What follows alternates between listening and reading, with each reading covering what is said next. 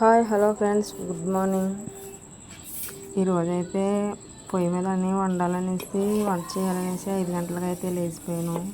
5 గంటలకైతే లేచి వంట అయితే స్టార్ట్ చేశాను. త్వరగా లేగితేనే పొయ్యి మీద వంట అనేది అవుతుంది మేము వెళ్ళే టైంకి.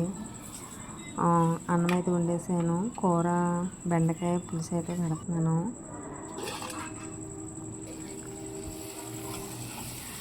పొయ్యి మీద వంట అయితే చేస్తున్నాం కానీ చాలా మసిగా తయారవుతాయి గిన్నెలన్నీ. అవి తోముకోవడానికి కొంచెం టైం ఎక్కువగా పడుతుంది. అందువల్ల నేను త్వరగా అయితే లేగుతున్నాను. గ్యాస్ మీద అయితే పర్వాలేదు కానీ పొయ్యి మీద కొంచెం టైం అయితే తీసుకుంటుంది. మళ్ళీ లేట్ అవుతే వర్క్కి వెళ్ళడానికి లేట్ అయిపోతుంది అనేసి నేను 5:05 ఇలాగైతే లేగుతున్నాను. మామూలుగా అయితే నేను అయితే 6 గంటలకి 6 ఈ టైంకి అయితే లేస్తాను. గ్యాస్ మీద వంట అయితే చేస్తా కనుక నేనైతే కొంచెం పొయ్యి మీద వల్ల త్వరగా లేచి వంట అయితే చేసేసుకుంటున్నాను.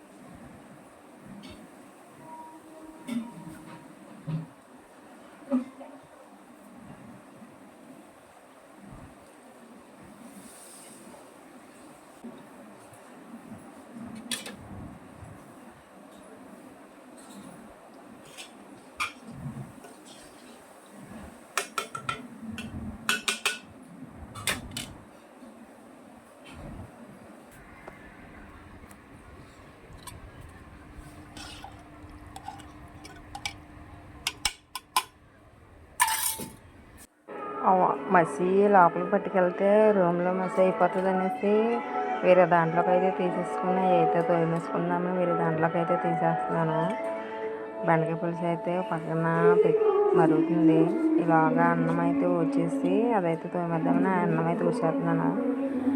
ఇలాగా అన్నీ చేసినప్పటికీ కూర అన్నం అయితే ఇంకా అయిపోయింది. బాక్స్లో అయితే పెట్టేసుకుంటున్నాము. వర్క్ అంతా కంప్లీట్ చేసేసుకుని బాక్సులు పెట్టేసుకుని ఇంకా మేమైతే వర్క్ అయితే స్టార్ట్ అయిపోయాము.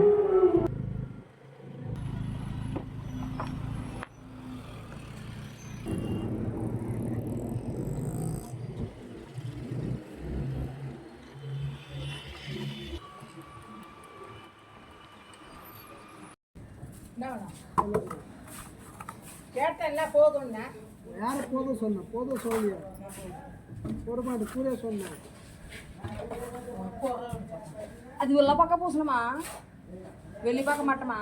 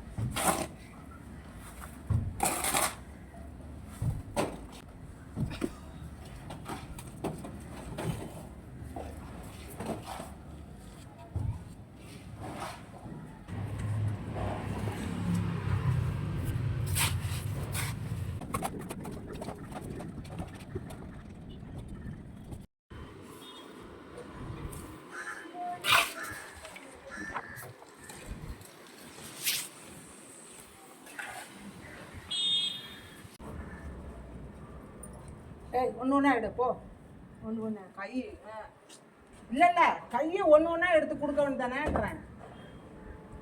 போதுமா? ஒன்றா எடுக்கிட்டா மட்டன் சாப்பிட்றேன். இப்போ இன்னும் 3 வேணுமா? 1 போதுமா? 3ஆ?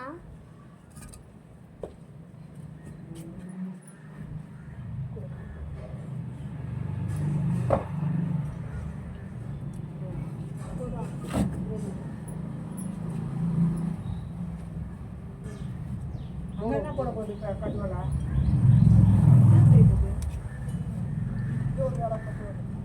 திரும்பி அதையும் கட்ட சொன்னாங்களா?